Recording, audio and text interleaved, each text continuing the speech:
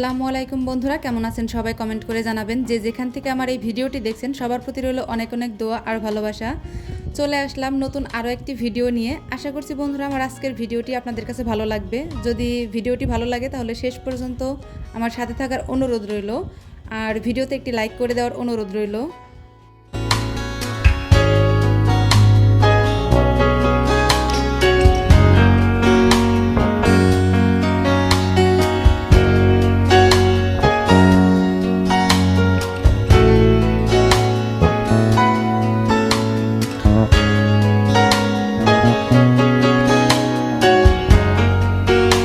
হচ্ছে 25শে মে 2026। এখন বাজে হচ্ছে সকাল 11টা।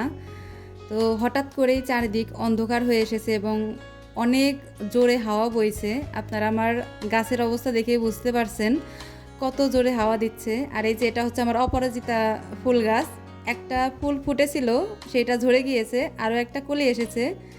তো এই দেখতেই পাচ্ছেন চারিদিকের অবস্থা একদমই অন্ধকার আচ্ছন্ন। তবে খুবই ভালো লাগতেছিল, কারণ প্রচণ্ড গরম পড়ে। এই গরমে মানে এত সুন্দর বাতাস বইছে বাইরে, এটা খুবই ভালো লাগতেছিল। আর সকালে আমার খালামুনি এসেছিল তাদের গাছের আম দেওয়ার জন্য।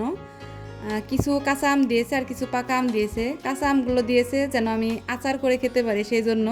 তো দেখা যাক আচার বানাতে পারি কি না। আর কিছু পাকা আম দিয়েছে, যদিও পাকা আম আমি খুব বেশি পছন্দ করি না।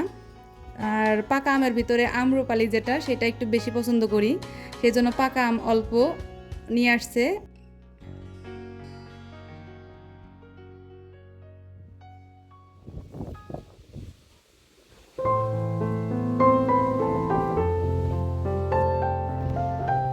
আমি আমগুলাকে গুছিয়ে রেখে ছাদে চলে এসেছি।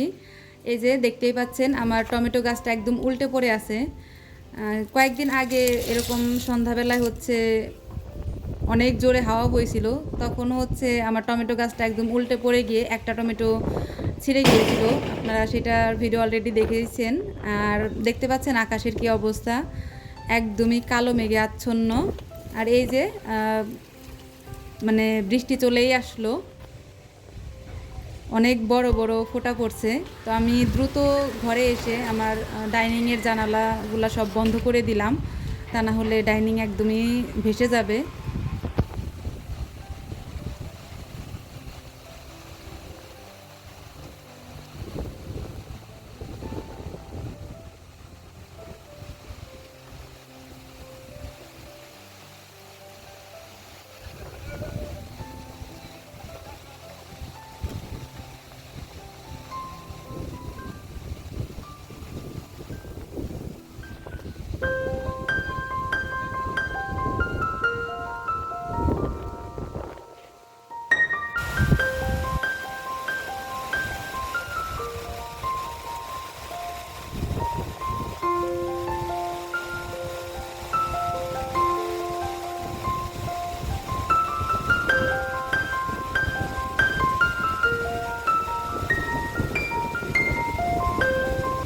অসহ্য গরমে বৃষ্টির প্রতিটি ফোঁটা যেন বয়ে আনে প্রশান্তির বার্তা।